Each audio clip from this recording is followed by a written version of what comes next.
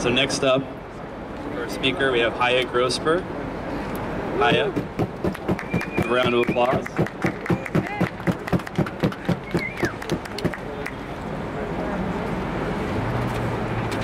So Chaya has been working as an activist for change in the mental health system for over a decade. She's worked with the Freedom Center, the Western Massachusetts Recovery Learning Community, Massachusetts PAIMI Council, Windhorse Associates, Alternative to Med Center, and Portland Hearing Voices. Chaya has taught at numerous conferences on coming off psychiatric drugs, including NARPA, INTAR, and alternatives. She is a writer, teacher, coach, and group facilitator living in Portland, Oregon. Welcome, Chaya. Thank you. The first thing I want to say before I start to share what I plan to share with you is that about 10 years ago, when I was on 7 different drugs, pharmaceuticals, most of them psychiatric drugs.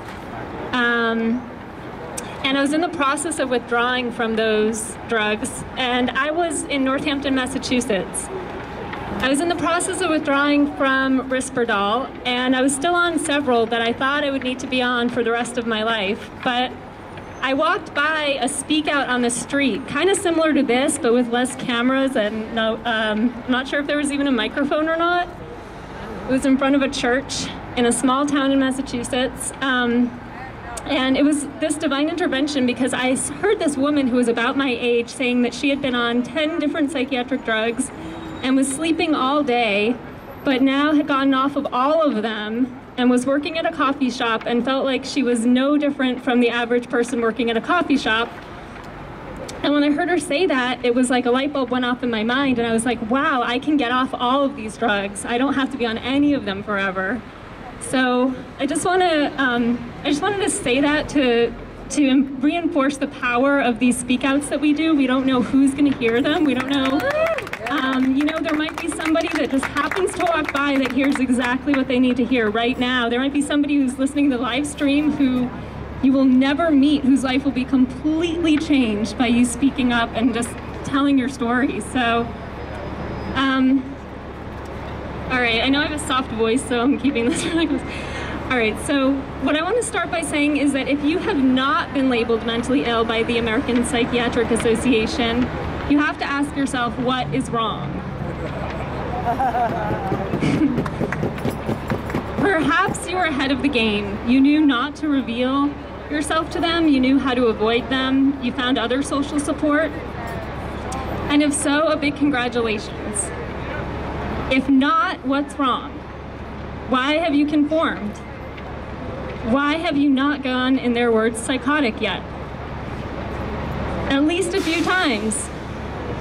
Why haven't you let the inequality and injustice in the world upset you enough to warrant a diagnosis of clinical depression?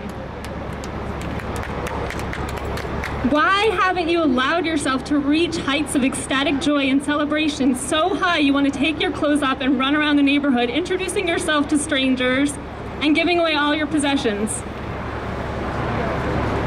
Have you conformed so much to consensual reality that you never experience the intense anxiety that comes along with challenging it? Perhaps you have felt all or most of these things. And if you are listening to this, it's likely. Maybe you've received a diagnosis, and maybe you have even identified with it at times. Taken drugs for it. Allowed the APA into your living room and learned how hard it is to get them out once you did. Now you keep them at arm's length. You rely on yourself and your close friends. You've developed good eating and exercise habits. You're committed to getting enough sleep. Maybe you even practice yoga and meditation or prayer. Please, though, for the sake of the rest of us, don't be afraid to go bonkers and deny your need to go to extremes sometimes.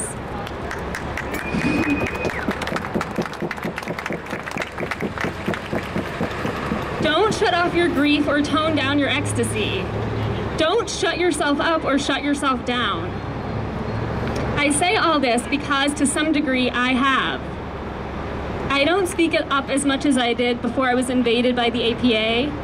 I have a hell of a lot more impulse control, and I'm a heck of a lot less free.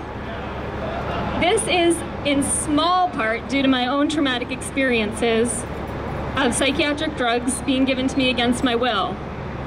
I was on 7 pharmaceuticals at the age of 21 and bedridden for the greater part of 2 years due to the debilitating effects of these drugs. It took me another year to withdraw from them, yet I don't feel the APA entirely robbed me of those years. There was a part of me they couldn't take, a part of me that got stronger, even as they robbed me of my physical and mental capacities against my will and coerced me into an addiction to their products, which caused me physical and mental damage.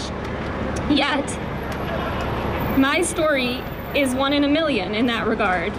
I'm more of the haystack than the needle. And that's the primary reason I am a lot less free. Millions and millions more Americans and people worldwide, in effect, have been castrated and made impotent before and after me, and the numbers are growing every day. Let me assure you, the DSM-5 would have every single one of us labeled mentally ill and given pharmaceuticals. Which is why grief, PMS, nail biting, leg shaking, and adult onset ADD are mental illnesses since yesterday when the DSM-5 was officially released. When I say castrated and made impotent, I'm not merely referring to the loss of sexual potency that usually comes along with taking psychiatric drugs. I'm talking just as much about other drives that are lost. Other parts of you that end up going missing, such as your creativity, your voice, your rebellion, your spontaneity, your desire to take risks, your ability to dream big, your sense of safety, and absolutely, most importantly, your trust in yourself and others.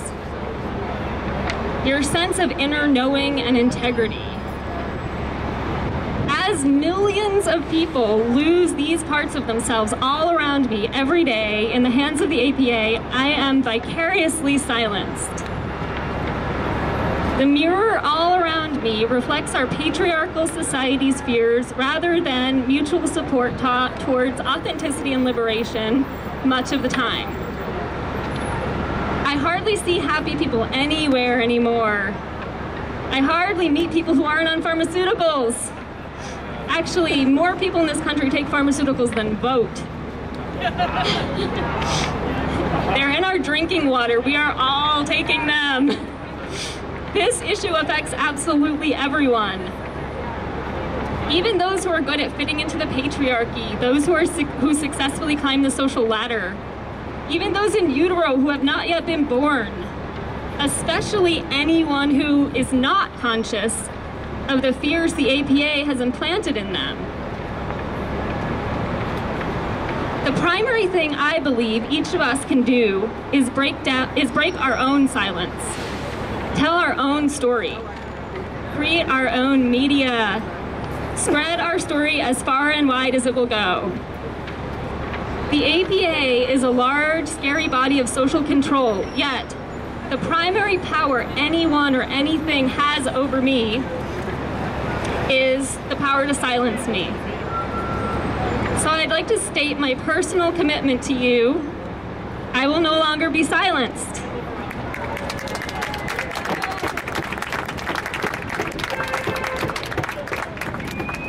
I will dig inside myself to find those things I am still scared to say, and I'll keep saying them.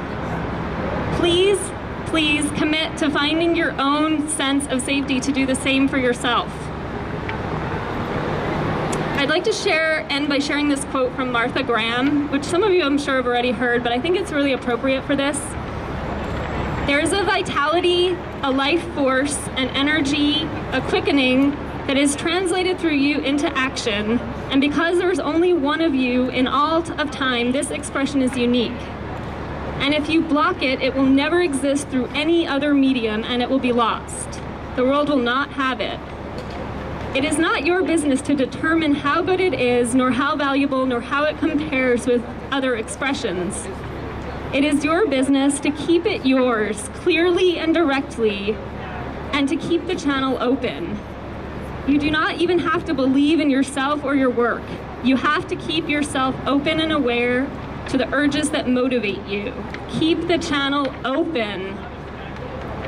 And now I ask you, if this keeping the channel open is our business as humans, why ever would we take psychiatric pharmaceuticals? Well, the very last thing I just wanted to say is about that quote is, if this keeping our channel is our business as humans, not only why ever would we take pharmaceuticals, but why ever would we encourage anyone else to?